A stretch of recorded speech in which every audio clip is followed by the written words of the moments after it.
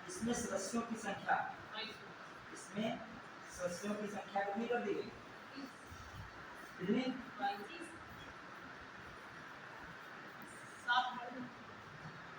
22 कर दी गई। कितनी कर दी गई? 22 की गई। 22 की गई। अब इसमें क्या हो गया? इसमें 15 सदस्य लोकसभा से तथा 7 सदस्य राज्यसभा से।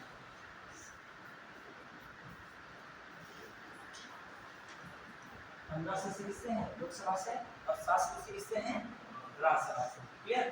तो टोटल कितने सदस्य हो गए? 22। 15 सदस्य लोकसभा से हैं और 7 सदस्य किससे हैं? राज्यसभा से। टोटल सदस्यों की संख्या कितनी हो गई?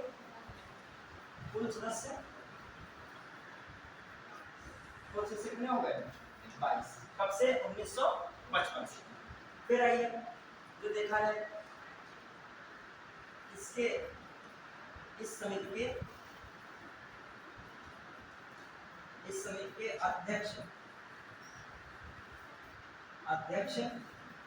की नियुक्ति, इस समिति के अध्यक्ष की नियुक्ति, इस समिति के अध्यक्ष की नियुक्ति कौन करता है? लोकसभा स्पीकर करता है। कौन करेगा? लोकसभा सदस्य करता है। लोकसभा सदस्य करता है। सॉरी, स्पीकर वहां बोल रहे हैं। स्पीकर करता है। कौन करता है? स्पीकर। लोकसभा स्पीकर करता है। कौन करेगा? लोकसभा स्पीकर। क्लियर? अब आइए 1967 से परंपरा के अनुसार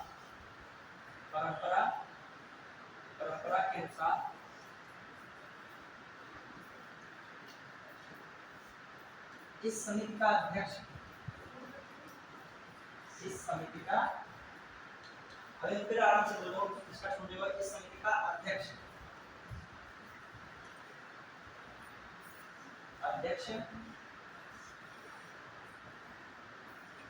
ठीक है, किस पार्टी का बनता है? जो अपोजिशन पार्टी होती है, जो है विपक्ष, इस जो का अध्यक्ष विपक्ष पार्टी, ये विपक्षी पार्टी का बनता है या नियुक्त होता है। पार्टी का नियुक्त होता है।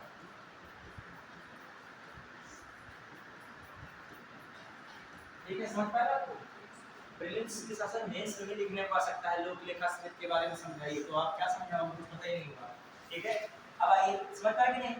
लोग जो है इसका जो 1967 से परंपरा के अनुसार इस समिति का अध्यक्ष क्या बनता है? विपक्षी पार्टी का जो अध्यक्ष, विपक्षी इस पार्टी जो है इस समिति का अध्यक्ष विपक्षी पार्टी का नियुक्त होता है। विपक्षी पार्टी का नियुक्त होता है। ठीक है, विपक्षी पार्टी का नियुक्त होता है। ठीक, अब आइए आगे बढ़े। फिर आइए क्या मामला है? इस समिति के सदस्य, इस समिति के सदस्य का चुनाव, इस समिति के सदस्यों का चुनाव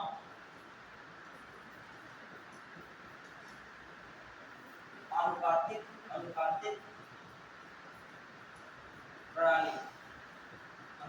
प्रणाली के अंतर्गत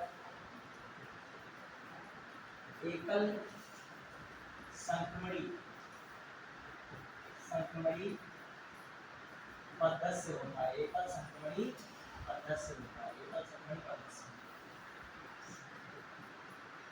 ठीक है, इस समिति के सदस्यों का चुनाव कैसा होगा? अनुपातिक प्रणाली के अंतर्गत एकल संक्रमणी पद्धति से होता है। फिर आ जाइए, फिर जो हम लोग कहें इस समिति का कार्यकाल, इस समिति के सदस्यों का कार्यकाल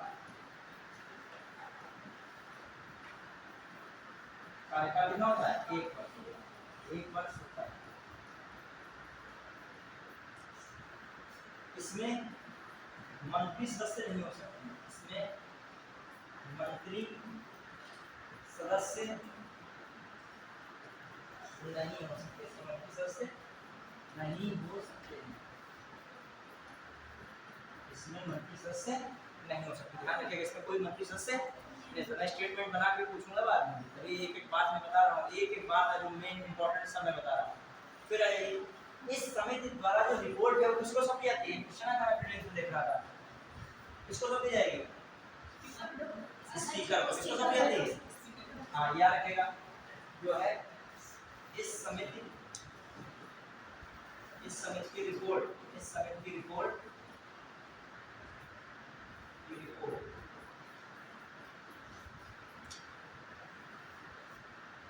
स्पीकर को सौंपी जाती है, स्पीकर को सौंपी जाती है।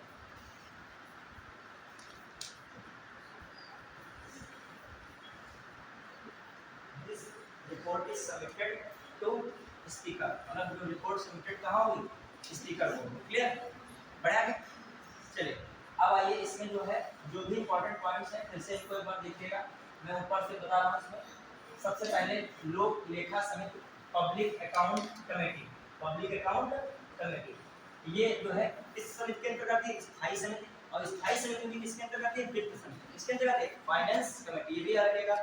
तो ऐसे ही मिलाना है उसमें कि कौन वित्त समिति स्थायी समिति के अंतर्गत आती है, तो ये बात क्या है? सही है। और फिर जो ये उसने लोक लेखा समिति वित्त समिति के अंतर्गत आती है, ये भी बात क्या है? सही है। ये सब बेसिक छोटी चीज दिमाग में रखिए। अब मैंने इसमें क्या था 1990 का नियम मेन वही था, गठन कब हुआ? 1921 में। फिर मैंने कहा प्रारंभ में इसमें कितने सदस्य थे? 15 रहते थे। बाद में क्या हुआ? 1955 से इसमें कितने सदस्यों की संख्या कर दी गई? 22 कर दी गई। इसमें 15 सदस्य किससे हैं? लोकसभा, और 7 किससे हैं? राज्यसभा। फिर कुल सदस्य कितने हो गए? 22। फिर ये इस समिति का अध्यक्ष की नियुक्ति कौन करता है? लोकसभा स्पीकर करता है। और 1967 से एक रीति या परंपरा के अनुसार इसका जो अध्यक्ष होता है विपक्षी पार्टी का ही होता है। किसका होता है? विपक्षी पार्टी का। फिर इसमें क्या है? इस समिति के सदस्यों का चुनाव होता है, लेकिन कौन सा चुनाव होता है? सर्वाधिक मत वाली के तहत एकल संपत्ति मतपत्र द्वारा। फिर इसमें मैंने लिखा है इस समिति में सदस्यों का कार्यकाल कितना? कार्यकाल की संख्या 1 वर्ष तक है, और इसमें मंत्री सदस्य नहीं है, तो ये इंपॉर्टेंट बात है। और ये समिति की रिपोर्ट किसको सौंपी जाती है? स्पीकर। और स्पीकर किसको देता है आगे चल के? राष्ट्रपति। और राष्ट्रपति संसद में उसको प्रस्तुत कराता है। समझ पाए कि नहीं? ये पूरा एक प्रोसेस होता है। अब मैं स्टेटमेंट बना के पूछ रहा हूं आपसे, पहले हो जाए तब पूछता पड़ा एक दो और संख्या हो जाए तो उसको तुरंत ही याद दिला दूंगा, तुरंत उसको वैसे ही बता दो जैसे हम बनाना चाहेंगे क्वेश्चन। हमसे पहले तुम इतना जानना होगे, ठीक है? आइएगा, अब ध्यान दीजिएगा। अब देखो वनडे एग्जाम में क्या है क्वेश्चन जिससे बन जाता कि बता दिया बस समिति ये है, इतना थोड़ी उसमें बताना है कि चुनाव इतना होता है, फिर 1 वर्ष का कार्यकाल, फिर ये सबमिटेड रिपोर्ट राष्ट्रपति सदन, ये नहीं। पीसीएस जो चाहता है वो यही चाहता है कि आप यहाँ पे पढ़ो ना तो पढ़ो, या फिर क्या कायदे से पढ़ो, ठीक है? या फिर ना पढ़ो और कुछ रोजगार बना लो, ठीक है? हाँ आइए ध्यान दीजिएगा। अब जो है आपका कौन सा है? प्राक्कलन समिति। कौन समिति? प्राक्कलन समिति। अच्छा अभी रुक जाइएगा, अभी उसी समिति में अभी उसी समिति में बात करनी है। सबसे इम्पोर्टेंट क्या है? उस समिति के कार्य से। अभी तो कार्य बाकी है ना, अभी तो वो तो हमने कोई टीचर बताया थे, अभी कार्य तो करेगी आखिर ये क्यों बनाई जा रही है, इतना सा मैटर हो रहा है। देखिए सबसे ज्यादा पूछा जाने वाला आयोग में इस समिति से क्या क्वेश्चन है, ध्यान दीजिएगा। कैग नाम सुना होगा, controller and auditor general. Audit नाम आ गया उसमें। ऑडिट क्या होता है, तो बेसिक बता रहा हूँ, पढ़ाई से तो टिकट थोड़ा सा मतलब जनरल व्यवहारिक। यदि आप किसी विभाग में नौकरी करोगे, ठीक है, और नौकरी किए और मान लीजिए कोई अधिकारी की नौकरी कर रहे हो, तो आपने जो भी वर्ष भर काम किया है तो इसका क्या होगा? बाद में ऑडिट होगा। क्या होगा? ऑडिट। ऑडिट में होता है निरीक्षण किया जाता है कि आपके अधिकारी के ही काम नहीं ऑडिट किया जाता है, उस विभाग के अंतर्गत जो भी कर्मचारियों ने भी काम किया है उनका भी क्या होता है? ऑडिट होता है कि साल भर में आपने क्या क्या काम किया। जैसे ग्राम पंचायत अधिकारी ऐसे बोलता है, ग्राम पंचायत अधिकारी, अब कोई भी उनको पंचायत मिली हो कोई मैटर नहीं करता, उन्होंने जो पहली पंचायत में रायता फैलाया होगा उसका 2000 मान लीजिए 12 में उन्होंने उस गांव में कुछ ऐसा काम किया, ऑडिट कब हो रहा है? 2024 में। कब हो रहा है? 2024 में। निकल के कुछ आ रहा है कि उन्होंने जो है भवन निर्माण में जो है गुस्ताखी की है, तो पैसा बचाया है, ठीक है? अब वो अब सोचिए वो अब कब के कागज ढूंढे हुए उनके मतलब सब रखे जाएंगे, डॉक्यूमेंट्स मांगे जाएंगे, 2012 वाले मांगे जाएंगे। तो सोचो अब उस ग्राम पंचायत अधिकारी का क्या हुआ ऑडिट, तो अब उसका ऑडिट कौन कराएगा, विभाग कराएगा, वो पंचायत विभाग कराएगा जिले का। मान लीजिए डीपीआरओ के अंदर में वो क्या हो रहा है, ऑडिट हो रहा है, और वो रिपोर्ट जो डीपीआरओ उसको कहाँ भेजेगा, जिला का एक ऑडिट अधिकारी बना है, सारे विभागों के ऑडिट की रिपोर्ट कहाँ जाती है, उसके पास जाती है, और वो कहाँ भेजता है, शासन को भेजता है। कहाँ भेजता है, शासन को, समझना। तो अब डीपीआरओ जिला पंचायत राज अधिकारी होता है, वो अपने विभाग में ऑडिट करा के उस कागज को कहाँ भेजेगा, डिस्ट्रिक्ट में भेजेगा, ठीक है। तो ये पूरी चैन चलती है। ऑडिट का मतलब क्या मतलब, जो भी आपने कार्य किए उनकी जांच एक हिसाब से हो रही है कि आपने किया है सही या नहीं किया है, क्लियर। ऑडिट पिछले का भी हमेशा होता है, आगे का नहीं होगा, भविष्य का। पिछला जो आपने कार्य किया है, ऐसे में स्थिति बताओ क्या होती है प्रैक्टिकली। मान लीजिए आप ग्राम पंचायत अधिकारी, ग्राम विकास अधिकारी पे नहीं किसी स्टूडेंट की पोस्टिंग हुई, वो नौकरी पाया था, ठीक है, और जिस विभाग जब वो जो गांव पाया है, पंचायत पाया है, वो ऑलरेडी उसका जो पहले वाला पंचायत अधिकारी था उसने बहुत घोटाला वहां किया है, ठीक है, अब वो कहीं और पे है मान लीजिए। तो आप जब ग्राम विकास अधिकारी बने या ग्राम पंचायत अधिकारी बने, तो आपकी पहली भूमिका ये है जितना भी मैटर है वो सब चार्जेस इत्यादि उससे कायदे से लेते समय वो सारी चीजें जानकारी ले लीजिए। बाद में क्या होगा, जब मैटर होगा आगे तो वो तो बुलाया ही जाएगा इसने घोटाला किया है, जो नए वाले जो बेचारे जिनकी कोई गलती नहीं भी जानते भी नहीं, उनको भी बार बार बुलाया जाएगा और उनकी बस इतनी गलती मानी जाएगी, आपने चार्ज लेते समय सारी चीजें जानकारी क्यों नहीं ली, क्यों नहीं उनसे कागज सारे मांगे, समझ रहे कि नहीं। तो ये सब किसका खेल चलता है, ऑडिट। अब आइए देश के स्तर पे चलिए, ऐसे देश में भी बहुत सारी चीजें हैं कि कितना आया कितना गया, क्या खर्चा हो रहा है, सभी विभागों का पैसा कितना क्या हो रहा है, इसका कौन ऑडिट करता है, कंट्रोलर एंड ऑडिटर जनरल। सोचिए वो सब ऑडिट कर रहा है सारे हिसाब किताब का, देश भर का, समझना, देश भर का हिसाब किताब। अब उसकी जो रिपोर्ट बनी, उस रिपोर्ट की जांच कौन करता है, प्राक्कलन हटा दीजिए, लोक लेखा समिति करती है। कौन करती है, कौन समिति करती है, लोक लेखा समिति करती है। समझता है कि नहीं, क्वेश्चन आता है ये बहुत बार आता है कि कैग की रिपोर्ट की जांच निम्नलिखित में से कौन समिति करती है, लोक लेखा समिति। सोचो अब कितने सदस्य करते हैं, बड़े हो जाएंगे कि नहीं हो जाएंगे, समय कितना है, एक वर्ष, मतलब पूरे इंडिया का लेखा जोखा की रिपोर्ट बनाई कैग ने, पहले ऑडिट किया, अब उसकी भी जांच कौन करेगा, लोग। तो इसका एक कॉन्स ये है कि इसमें कमी ये कि इसमें सदस्यों की संख्या उस हिसाब से क्या पड़ जाती है, कम पड़ जाती है, क्योंकि कार्य क्या है, बहुत ज्यादा है। आपको एक पटल पे बैठा दे, बाबू के पटल पे, और कहा जाए कि आपको पूरे विभाग के सभी कर्मचारियों को ऑडिट करना है, आपकी हालत क्या हो जाएगी, खराब हो जाएगी। उसमें बहुत सारे कागज लगते हैं कि इन्होंने इस भट्टे से ईंट मंगवाई थी, उसका टेंडर हो, उनका बहुत सारी चीजें होती है, कोटेशन होता है, बहुत प्रक्रियाएं होती हैं, सारे डॉक्यूमेंट्स। अब आइए जब आप डॉक्यूमेंट्स मांगोगे ऑडिट करते टाइम, तो ये भी तो डॉक्यूमेंट्स मांग सकता है, ये विभिन्न विभागों से क्या मांगता है, डॉक्यूमेंट्स और रिकॉर्ड मांग सकता है। क्यों मांग सकता है, कि जानकारी में जो डाउट लगेगा तो मांग सकता है। प्लस आप उस कर्मचारी को बुलाओगे, बेसिक्स में बता रहा हूँ, आप उस कर्मचारी को बुलाओगे कि कोई घपला हुआ है, घोटाला हुआ, ये जरूरत पड़ी पूछताछ के लिए, तो ये भी क्या कर सकता है, अधिकारियों को भी क्या कर सकता है, सिविल सेवकों को भी पूछताछ के लिए बुला सकता है। कौन, लोक लेखा समिति। क्यों बुला सकता है, तो किसकी जांच कर रहा है, कैग की, और कैग ने किसकी जांच की है, सभी की है। तो दिमाग रखिएगा, थोड़ा सा पेचीदा है, क्वेश्चन बन जाता है, आप समझिए। कैग की रिपोर्ट की जांच करता है कौन, लोक लेखा समिति।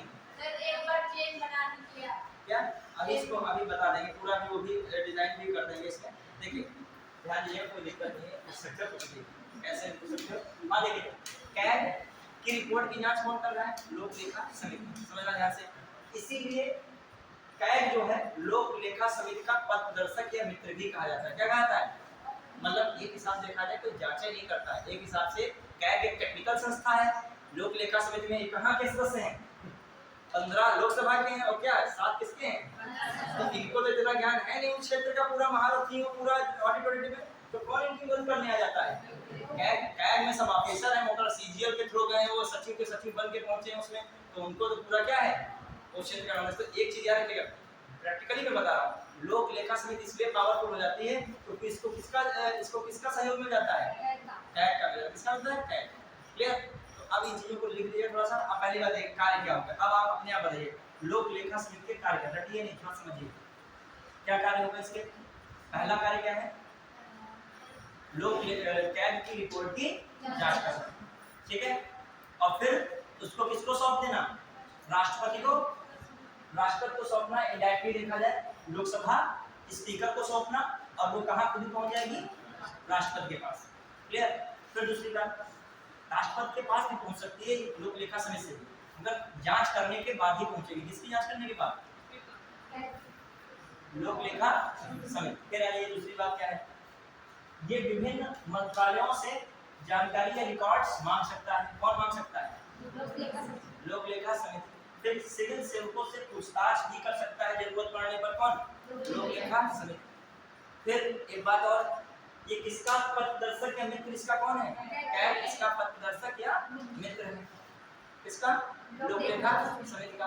फिर एक बात, एक होता है पुनर्विनियोग, सही से हुआ है या नहीं हुआ है, ये भी कौन जांच करता है, पुनर्विनियोग क्या होता है, पुनर्विनियोग क्या होता है समझिए। जैसे दो मद में पैसा हो, एक मान लीजिए एक्स है और एक वाई है। एक्स में मद में पैसा कुछ जितना खर्च होना था उससे ज्यादा पैसा है, सरप्लस है, उससे क्या है, ज्यादा है। उस ज्यादा वाले पैसे को इधर जो कोई चीज शुरू करने जा रहे हैं वाई में, उसमें हल्का सा पैसा क्या करना है, ट्रांसफर कर देना। तो ये ट्रांसफर सही से हुआ है या नहीं हुआ है, इसकी भी जांच कौन करता है, लोक लेखा समिति। फिर आ जाइए, एक और कह सकते हैं, मान लीजिए पैसे का डिस्ट्रीब्यूशन सही से हुआ है या नहीं हुआ है, तो इस पे यूज किया है प्राधिकारी द्वारा उचित रूप से व्यय किया गया है या नहीं किया गया। मान लीजिए किसी को जरूरत थी 5 लाख की और सैंक्शन कर दिया गया है 10 लाख, मतलब पैसा उसके लिए कितना आवंटित कर दिया गया है, 10 लाख। जरूरत कितने की थी, 5, तो ये कहाँ 5 कर गया। तो इस तरीके की जांच कौन कर सकता है, लोक लेखा समिति। कार्य भी पूछ सकता है, इनमें से कौन लोक लेखा समिति के कार्य नहीं है, वही वो क्वेश्चन कर पाएगा जिसको पता होगा लोक लेखा समिति के कार्य क्या है। आप गलत तभी जान पाओगे जब पहले क्या होगे, सही होगा। गलत ऑलरेडी तो गलत भी तुमको सही लगने लगेगा, ठीक है, समझ रहे हो कि नहीं। तो पहले आपको सही होना पड़ेगा, तभी तो गलत की पहचान होगी कि नहीं होगी, बताइए। आप क्राइम बुद्धि के खुद ही हैं, और किसी ने किसी चाकू मारा है, तो आपकी नैतिकता में क्या है, चाकू मार देना उचित था, क्योंकि वो तुम्हारे पहले मार देता चाकू, क्योंकि आपकी निगाह में वो चीज क्या है, सही है। गांधी जी अहिंसा के थे, अहिंसा के सपोर्टर थे, तो गांधी जी के कॉन्सेप्ट में क्या है, अहिंसा परमो धर्म है।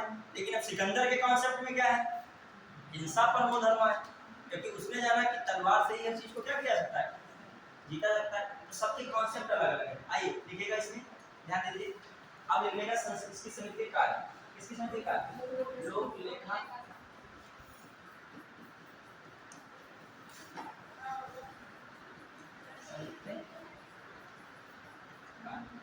पहला कार्य क्या है, कैग की रिपोर्ट की जांच करना, कैग की रिपोर्ट की जांच, ठीक है। और वहीं फिर आगे राष्ट्रपति क्या करता है, जब जांच होने पर राष्ट्रपति उसको सदन में प्रस्तुत कराता है, किसको, कैग की रिपोर्ट को।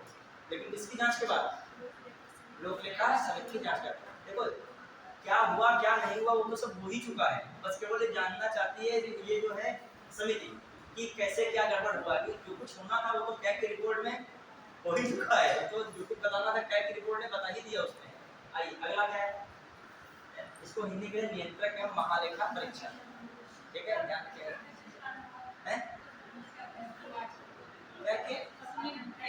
अध्यक्ष नहीं तो मेन जो हेड हो, इसमें अधिकारी होता है। क्या तो कोई मतलब अध्यक्ष कोई इस तरीके का नहीं होता, वो ब्यूरोक्रेसी से संबंधित होता है, किससे संबंधित होता है। इसमें कैग में अभी चीजें में कुछ नहीं आ रहा है, ये मैंने 2023 में कौन से दिए हैं। हां, नाम हो सकता है उनका, कैग के बनाए गए होंगे। नियंत्रक का महालेखा परीक्षक कौन बनाए गए, और मैं वेणुगोपाल के साथ थे, कुछ चेंज हो गया क्या, कौन नहीं 2023 में चेंज किए गए नाम है।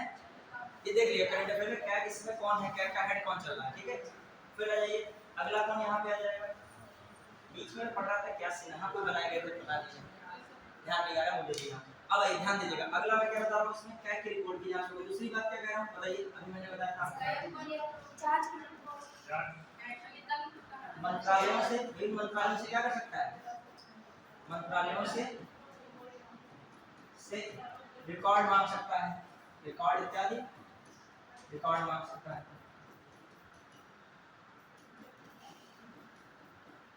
फिर जो है सिविल से क्या कर सकता है, सेवकों से पूछताछ कर सकता है, पूछताछ कर सकता है।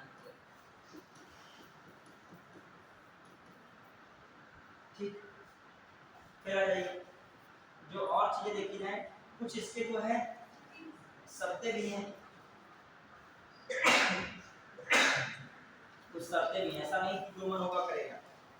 इनमें जो है क्या है, नीतिगत चीजों को नहीं हो सकता है, जो मतलब कैग की रिपोर्ट में कोई भी चीज होगी उसमें नीतिगत चीजों को नहीं हो सकता, नीतिगत चीजों को परिवर्तित नहीं कर सकता।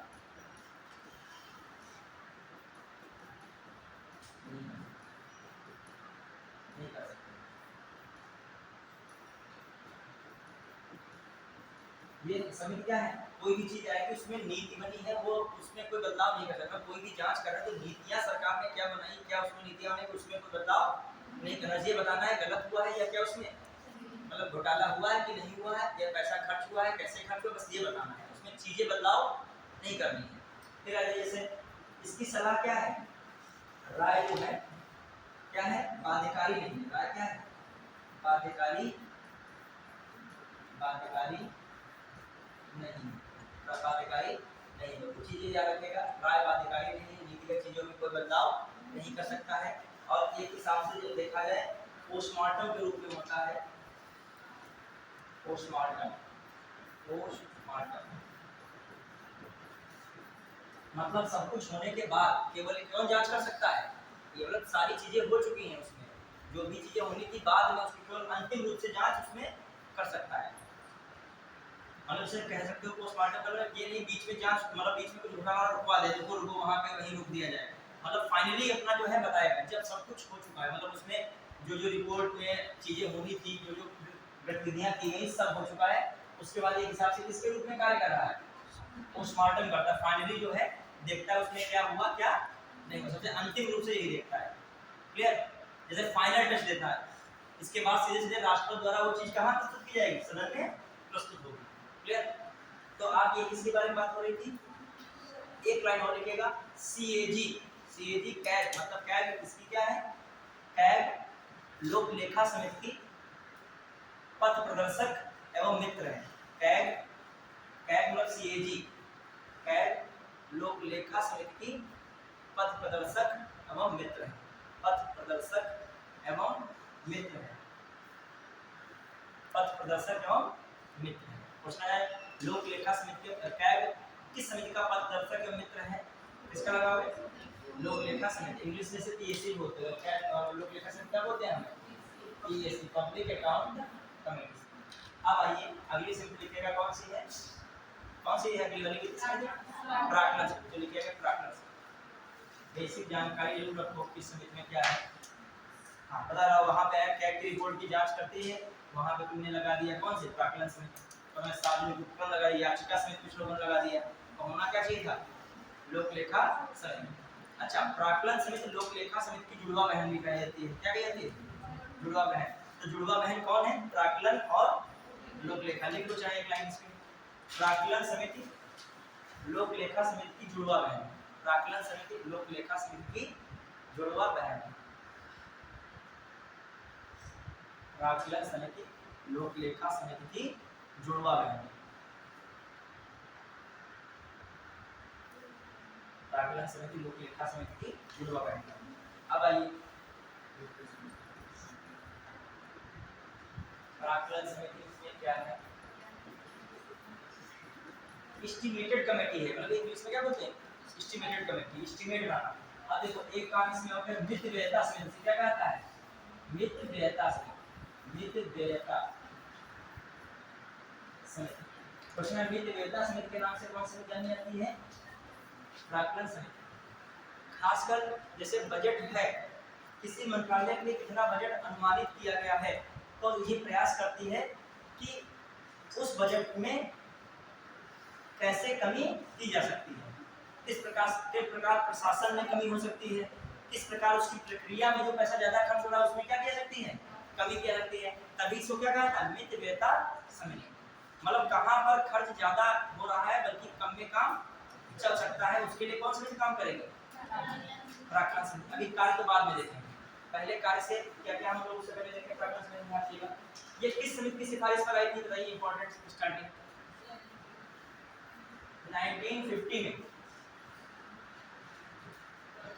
जॉन मथाई की सिफारिश पर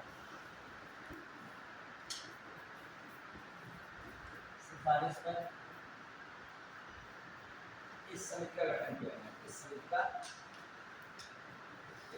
गठन,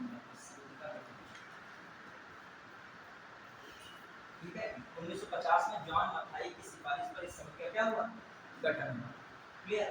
फिर आ जाइए, इंपॉर्टेंट क्या है बताइएगा। इसमें कितने सदस्य होते हैं? इसमें कुल सदस्यों की संख्या कितनी है? इसमें कुल सदस्यों की संख्या 30 है, ठीक है। सभी सदस्य लोकसभा से, सभी सदस्य कहाँ से हैं? लोकसभा से। सभी सदस्य कहाँ से हैं? लोकसभा से। क्लियर?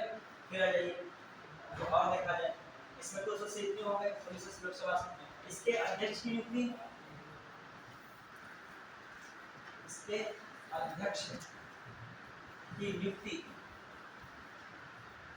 कौन करता है?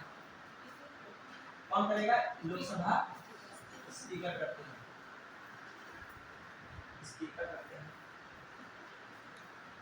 फिर बताइए कि इंपॉर्टेंट क्या है? इसके अध्यक्ष की नियुक्ति में लोकसभा स्पीकर करते हैं। और इंपॉर्टेंट क्या बन सकता है? उसमें हमेशा क्या होता है? सत्ता भारी नहीं होता है, विपक्ष की पार्टी का सदस्य क्या बनाता है? अध्यक्ष बनता है। इसमें सत्ताधारी जो पार्टी होती है उसका ही सदस्य क्या बनता है? अध्यक्ष के रूप में मनोनीत किया जाता है या अध्यक्ष के रूप में नियुक्त होता है। इसमें लिखिएगा सत्ताधारी पार्टी के सदस्य का सदस्य, लिखिएगा सत्ताधारी पार्टी का सदस्य, सत्ताधारी पार्टी का सदस्य अध्यक्ष के रूप में क्या होता है? नियुक्त होता है। फिर आ जाइए, इसके सदस्यों का कार्यकाल कितना होता है? पहले तो इसके सदस्यों का चुनाव, इसके सदस्यों का चुनाव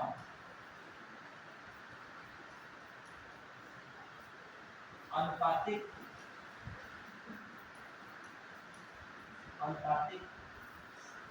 प्रतिनिधि प्रणाली के अंतर्गत, अनुपातिक प्रतिनिधि प्रणाली के अंतर्गत एकल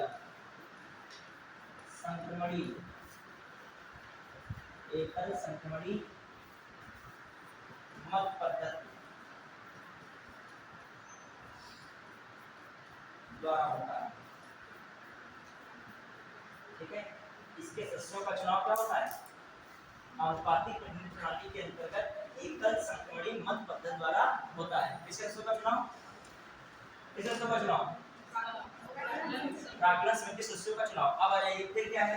कार्यकाल एक वर्ष के लिए हो चुका था। इसी सदस्य कार्यकाल, इस समिति का कार्यकाल, इस समिति के सदस्यों का कार्यकाल, कितना होता है? एक वर्ष।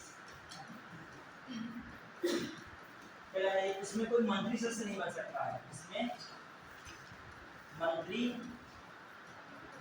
सदस्य नहीं बन सकता,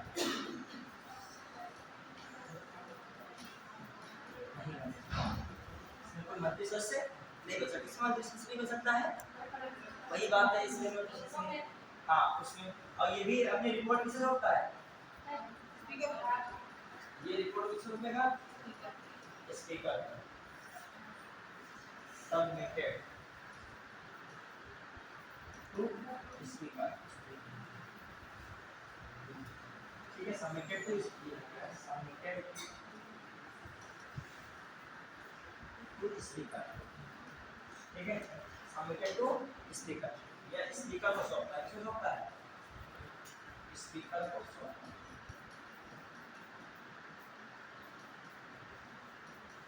ठीक है। आइए, तो ये भी बात हो गई फाइनली क्लियर। अब जो है आपका कौन सी समिति हो गई, लोक लेखा समिति का कौन सा समिति हो गई, प्राक्कलन समिति। अभी मैं तुलना कराऊंगा लोक लेखा समिति, प्राक्कलन समिति और सार्वजनिक क्रम समिति। अब आइए क्या क्या पॉइंट्स है इसमें, तुलना कराऊंगा, घबराइए नहीं, अभी ऐसा नहीं तो थकने लगे और बहुत जो है क्या, अभी अभी कार्य आएगा, अभी बहुत टाइम, अच्छा अभी टाइम भी तेज पड़ रहा है, हमने सोचा कि मतलब टाइम तेज उधर जो है बाकी होगा, तो थोड़ा सा स्पीड रखते हैं, कवर कर दिया जाए। आपका देखिएगा, अभी मैं आपसे बना के पूछूंगा तो आप 5 नोट कर देगा, इसकी किस समिति की सिफारिश पर स्थापना या गठन हुआ है, जॉन मथाई, कब हुआ है, 1950, याद रखिएगा, उल्टा उल्टा मान लगेगा, ठीक है। कितने सदस्य हैं, 30, सभी सदस्य कहाँ से हैं, देखो हालत कुछ लोगों की ये हो जाती है जो 1-2 घंटे में नहीं पढ़ रहे हैं, उनसे 4.5 घंटा जो है पढ़ाया जाता है, तो वो ढेको होने लगते हैं, जैसे परेशान लगते हैं, जैसे होता है जैसे मतलब होते हैं, क्या होता है, कोई बात नहीं, सुनिए जो पढ़, मगर एक चीज और है, उनके अंदर इच्छा शक्ति है कि हम जो है 4.5 घंटा पढ़ेंगे, इच्छा शक्ति है वो, इसीलिए वो आगे क्या हो सकते हैं, बढ़ सकते हैं, ठीक है। अब वो लोग पढ़ने बहुत बहुत बातें बहुत करते हैं, सेठी लगाते हैं, लेकिन 4.5 घंटा पढ़ने की क्षमता नहीं है, उनसे तो बहुत बढ़िया, कोई बच्चा कमजोर है लेकिन धीरे धीरे पढ़ तो रहा है, धीरे धीरे पढ़ रहा है, नींद नींद में झपकी थोड़ी आती है फिर बोल लेता है, लेकिन उसने अपने पर प्रेशर तो बना के रखा है कि नहीं कि हमको पढ़ना है। और जब पढ़ोगे बीच में झपकी 1 मिनट आई, बाकी 60 मिनट में 1 मिनट झपकी भी आ गई, क्या है 50 मिनट तो उसने पढ़ दिया फिर भी, ठीक है। खाना दोपहर में उतना ही खाओ जितना झेल पाओ, मैं यार इतना ज्यादा खाना पूरी फुल डाइट खा लेते दोपहर में तो पक्का नींद में बहुत तेज आएगी। थोड़ा सा जो आपको जो है क्या दोपहर में पढ़ने के लिए कम खाना चाहिए, रात को आप ज्यादा खा सकते हो कि रात को आप खाओगे तो क्या है आप भरपूर नींद लोगे, उसके बाद चलिए दोपहर, अब ऐसी स्थिति स्टूडेंट की आ रही है, रात से नींद दोपहर में आती है स्टूडेंट को है रात में टाइम पे नींद आनी चाहिए तो उसको आएगी नहीं, दोपहर में नहीं आनी चाहिए तो गिर पड़ रहा होगा। लेकिन फिलहाल हमारे क्लास में किसी नींद वगैरह नहीं आ रही, रिफ्रेशमेंट चल रहा है, देखिए तो एक कार्य है, फटाक से कार्य ध्यान दीजिएगा, खासकर कार्य पेचीदा समझिएगा, बजट में क्या करना है, खासकर बजट में कमी करने का प्रयास करना है, क्या करना है बजट में मितव्ययता,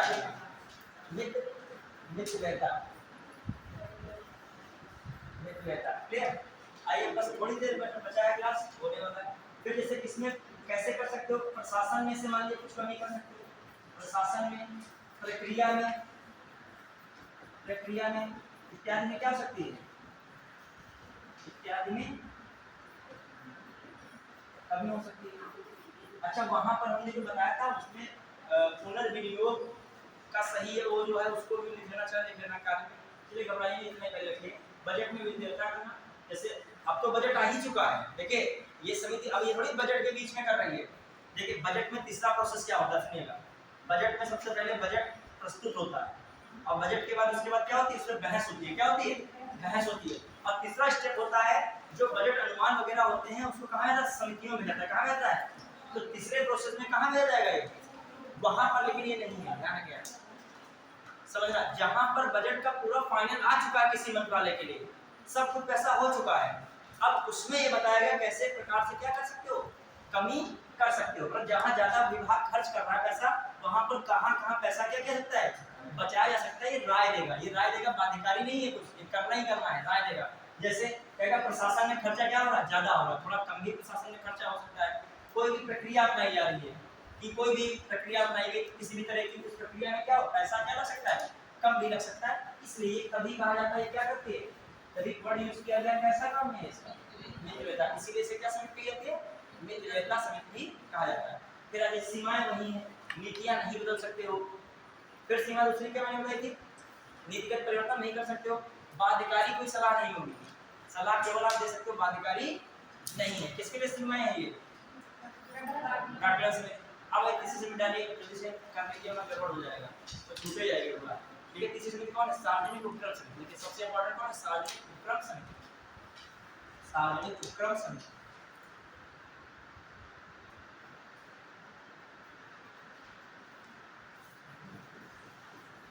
बजट वैसे जो है हमारा सिर्फ इकोनॉमी का है, लेकिन जो बजट इसमें आया है पॉलिटिक्स रिलेटेड जो चीज़ें हैं वो किसी में बजट को आधा घंटे में पढ़ा लूँगा पूरा।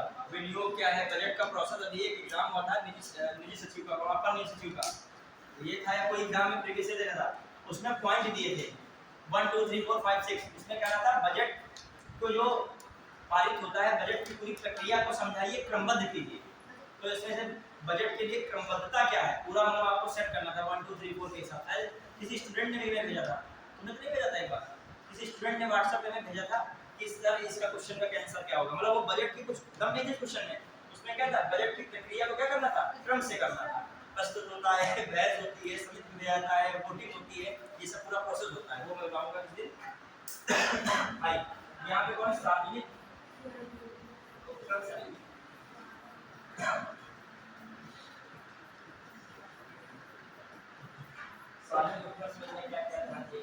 इसमें कितने सदस्य होते हैं, कभी कौन सी समिति के या किसी सिफारिश पर इसका गठन किया गया, सही है, कब 1964 लिख लेगा 1964 में, 1964 ईस्वी में कृष्णा मेनन की समिति सिफारिश, कृष्णा मेनन की सिफारिश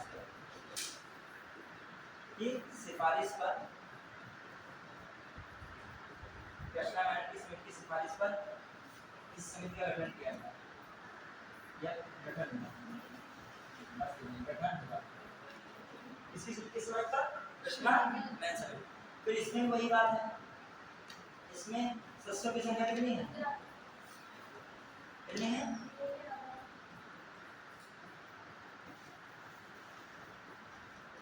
कितनी बताया कोई, 22। कितनी है, 22।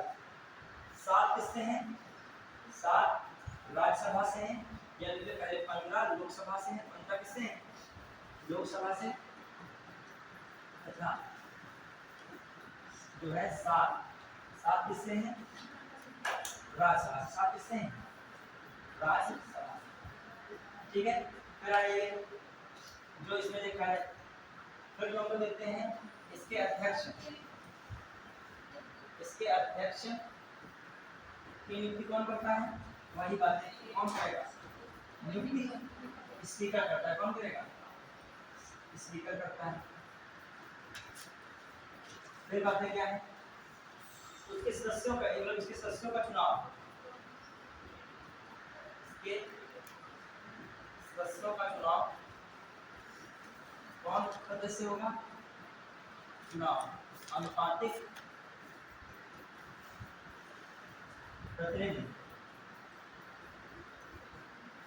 प्रतिनिधि प्रणाली के तहत कौन सी है, एकल संक्रमणी मतपत्र, एकल संक्रमणी मतपत्र। इतना दिमाग में रखने का प्रयास किया करो कि अपने आप बोला जाए तो एक पेज अपने आप लिख सको, इतना दिमाग में तुम्हारे कंठस्थ रहे। मान लीजिए बोला जाए कि लोक लेखा समिति के बारे में बताइए, चर्चा कीजिए, तो आपके अंदर क्षमता हो जाए। जब आप बार बार नहीं पढ़े दिमाग में अपने आप लाइनें ली चलनी चाहिए। ठीक है, फिर क्या हो रहा है, बताइए क्या हो रहा है, कार्यकाल कितना है, सब सेम है, लगभग सब सेम है, कार्यकाल 1 वर्ष। इसमें कोई जरूरी नहीं किस पार्टी का बने, इधर का भी बन सकता है उधर का भी, कोई इसमें चला नहीं आता। कार्यकाल क्या है, 1 वर्ष, कार्यकाल क्या कह लीजिए 1 वर्ष। फिर तो सर मंत्री इसमें भी नहीं हो सकते हैं, मंत्री सदस्य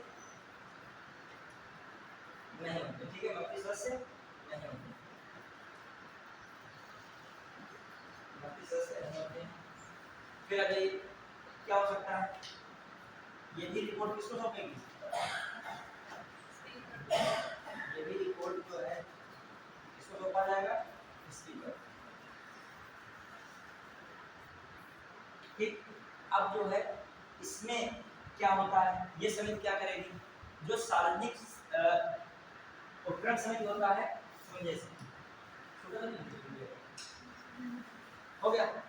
चलिए, जैसे सार्वजनिक उपक्रम जो होते हैं वो किस तरीके से खर्च कर रहे हैं उसकी या कहिए सार्वजनिक उपक्रम की जो रिपोर्ट होती है उसकी जांच करता है। अब सार्वजनिक उपक्रम दिमाग में क्या चल रहा होगा, जैसे ओएनजीसी है, ठीक है, ओएनजीसी का फुल फॉर्म क्या होता है,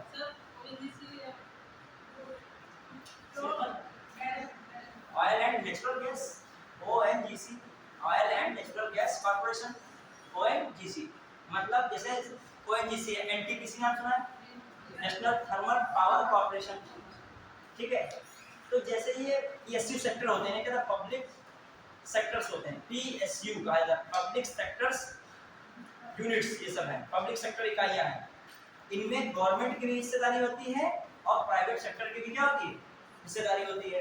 तो इनके भी बहुत खर्च होते हैं, इनके भी हर PSU पे तो नहीं इसमें रख सकते हो। जब महारत्न नवरत्न कंपनियां पढ़े होती नहीं करंट अफेयर में, महारत्न कंपनी होती है, नवरत्न कंपनी होती है, मिनी रत्न कंपनी होती है, बहुत सारी कंपनीज होती हैं, उसमें दोनों की हिस्सेदारी होती है, सरकार की भी और प्राइवेट की भी। तो उन्हें क्या कहता है, PSUs कहा जाता है। तो उनकी जो रिपोर्ट होती है, PSUs की जो रिपोर्ट होती है, उन रिपोर्ट की भी जांच कौन करता है, कौन करती है समिति, सार्वजनिक उपक्रम समिति। कौन करेगी, सार्वजनिक उपक्रम समिति। याद रखिएगा, सार्वजनिक उपक्रमों की रिपोर्ट की जांच कौन करेगा, ये करेगा। फिर आइए, फिर आता है सार्वजनिक उपक्रम व्यावसायिक सिद्धांतों के अनुरूप चल रहा है कि नहीं चल रहा है, कि उसमें लोगों को भागीदारी मिल रही है या जो भी टैक्स है वो दिया जा रहा है सरकार को, नहीं दिया रहा है, इसकी भी जांच कौन करेगा, सार्वजनिक उपक्रम समिति। और ये सार्वजनिक उपक्रम संबंधित कैग की रिपोर्ट की भी जांच कौन करती है, मतलब देखिए, एक तो कैग की रिपोर्ट की जांच कौन करेगी, लोक लेखा समिति।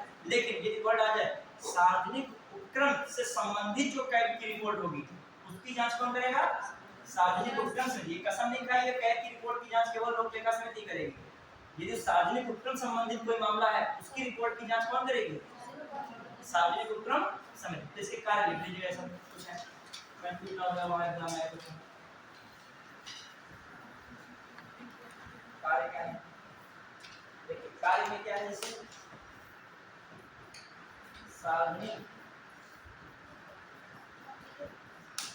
उपक्रमों की रिपोर्टों या की रिपोर्ट की जांच करनी,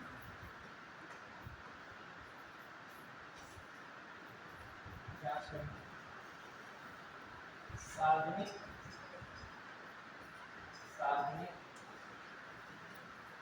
उपक्रम संबंधित कैग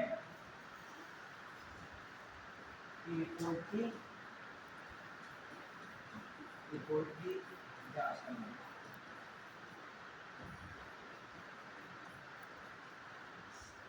सार्वजनिक उपक्रम का PSUs क्या है, क्या कहते हैं PSUs, ठीक है। फिर आता है PSUs जो है व्यावसायिक सिद्धांतों पर, व्यावसायिक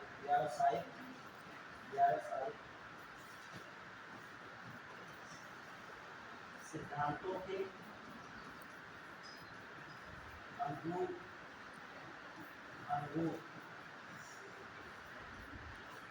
अनुरूप है कि नहीं, है या नहीं, जांच कौन करेगा, ये कौन करेगा, सार्वजनिक उपक्रम समिति।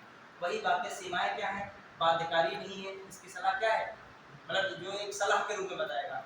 और फिर क्या है, नीतिगत चीजें इसमें बदलाव नहीं करती, उसकी जो भी चीजें हों वो थोड़ी बदल दोगे, उसमें कौन तरीके से वो उसकी गाइडलाइन है वो नहीं बदलोगे, जो भी चीजें होंगी PSU के अंदर वो सब करोगे।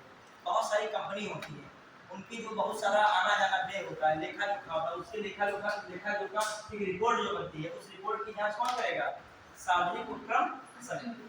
अब आइए, तो अब आपकी लगभग जो महत्वपूर्ण समितियां थी उससे संबंधित जो भी जानकारी थी वो हमने आपको बता दी है। तो आप थोड़ा सा पीछे का बैक दीजिएगा, कहाँ पे हम चले थे, संसदीय समितियों में। फिर अब थोड़ा सा एक बार बता दीजिए, मैं पूछूं आप लोग बता दीजिएगा, बस समझ जाएंगे आप लोग, कागज पढ़े हो, ये मेरा नहीं वीडियो, ठीक है। अभी टाइम नहीं होगा, 5 मिनट बचा होगा, हाँ 9 मिनट लगभग है आपके पास, ठीक, पूरा रिकॉर्ड हो जाएगा, समझिएगा ध्यान से। हमने क्या बताया, संसदीय समिति। कल की क्लास और इम्पोर्टेंट इसलिए बन जाती है क्योंकि जो कल जो वर्ड्स आए हैं, समझिए पहली बात तो ये कि जो चीज़ जल्दी जल्दी हो रही है वो चीज़ आपकी कवर हो जाएगी, खींचेगी नहीं। मान लीजिए इधर पॉलिटिकल हो जाता है तो आप आगे चल के कोई और विषय ना देखोगे, एक में फंसे रहोगे, पहले वाला ये कोई विषय हो जाए तो हो ही जाए, आगे चल के पता हम कहाँ हैं, आप कहाँ हैं, एक चीज़ जो हो गई सो हो गई, अगला कोई और सब्जेक्ट आएगा, नहीं समझे, थोड़ा ये भी खींच रहा है, हमको जो मौका मिल रहा है तो हम उसको बनाने का प्रयास करें। बनाने का मतलब वो चीज़ हम चाह रहे हैं कि वो कम समय में अच्छे से हो जाए, और हमको मौका मिला 2 क्लास आज है हमको दिया गया, तो सोचा कि आज 2 ऐसे टॉपिक क्या कर देंगे हम पूरे फिनिश कर देंगे, ये आधा अधूरा कुछ नहीं रखेंगे। जो मेन टॉपिक थे ये भी हो गया। अब कल एक जो क्लास रहेगी इस बार ये वाले टॉपिक की, इसमें बस एक ही बच्ची क्लास है। जितनी भी चीजें आई हैं वो शब्दावली बहुत पूछाता है।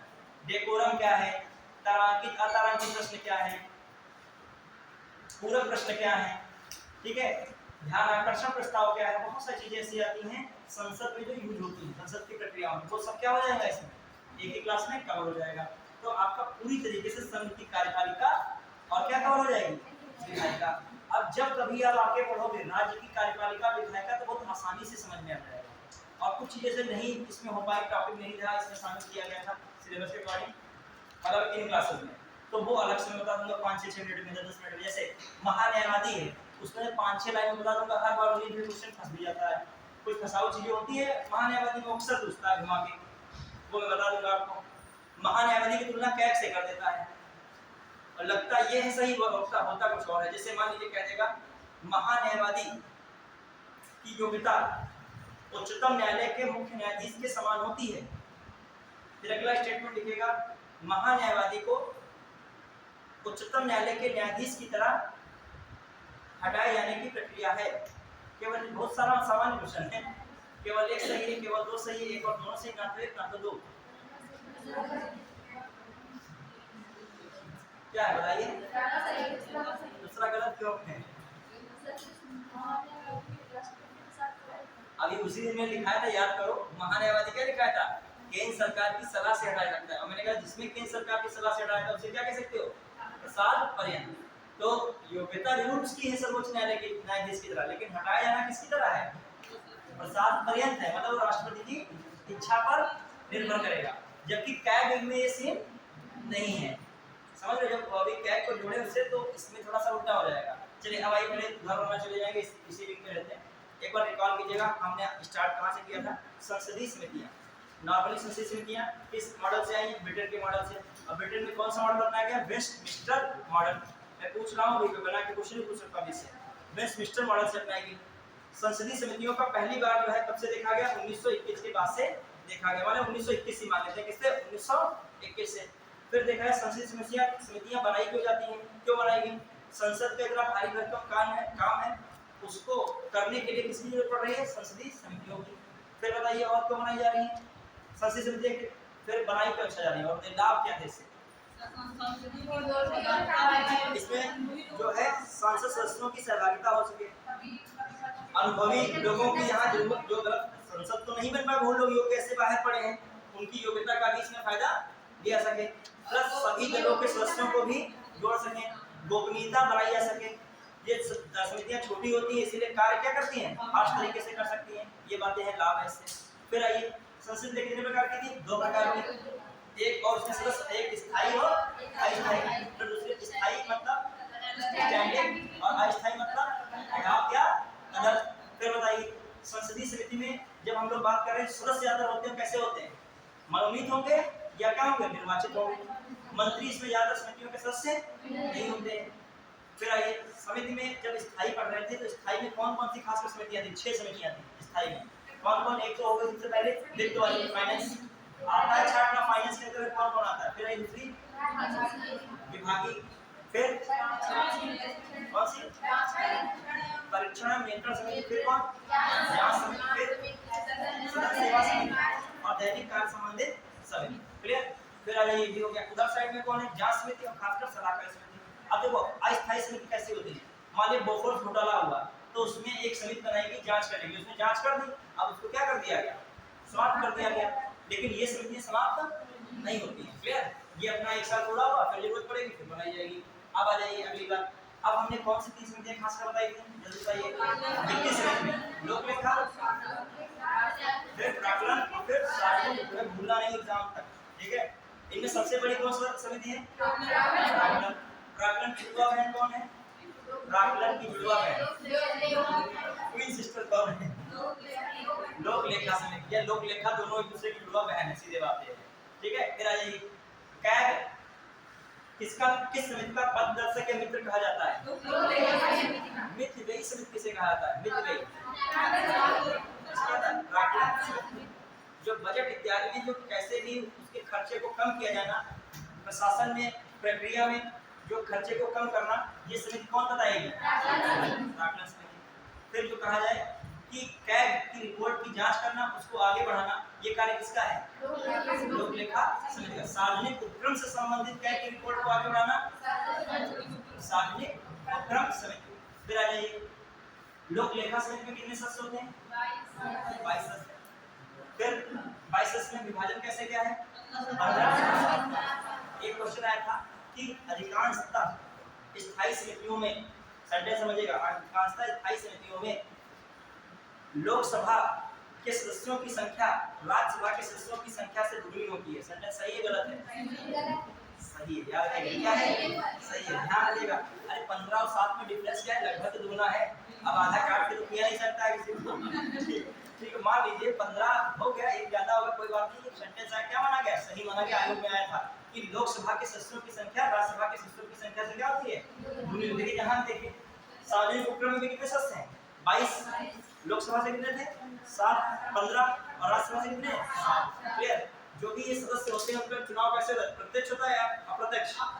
किस पद्धति से? वही अनुपातिक। क्लियर? इसमें क्या समितियों में कोई मंत्री हो सकता है? नहीं सकता है। इसमें जो अध्यक्ष की नियुक्ति कौन करता है?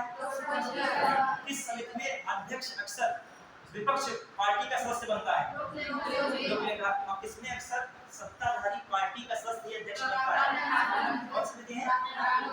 प्राक्कलन समिति। क्लियर? कौन समिति होगी? प्राक्कलन। तो लगभग आप लोगों ने समिति के बारे में पूरी तरीके से जो मेन चीजें थी वो एग्जाम अटेंड कर ली। अब कभी जब मैं क्वेश्चन आंसर भेजूं आपको तो आराम से कीजिएगा। जो क्वेश्चन नहीं मान लगते हैं वो आप मुझसे बाद में पूछ सकते हो। अधिकांशतः प्रश्न आराम से आपके लग जाएंगे, रिकॉल की होगी। अब एक बार जो मैंने उधर राज्यसभा में पढ़ाया था, एक बार के चलते थे कुछ चीजें हो जानी चाहिए। राज्यसभा में दिमाग में क्या चल रहा है, और उससे पहले मैं लोकसभा में पढ़ाया था। क्या पढ़ाया था लोकसभा में? तो एक बार 5 मिनट 1 मिनट बचा तो 1 मिनट का यूज कर लिया जाए। आपका दिमाग थोड़ा सा जो है, मजा तभी पढ़ाई में आता जब आपका दिमाग है अब ये ना करो, तभी करो, मजा आएगा। समझ रहे हो नहीं?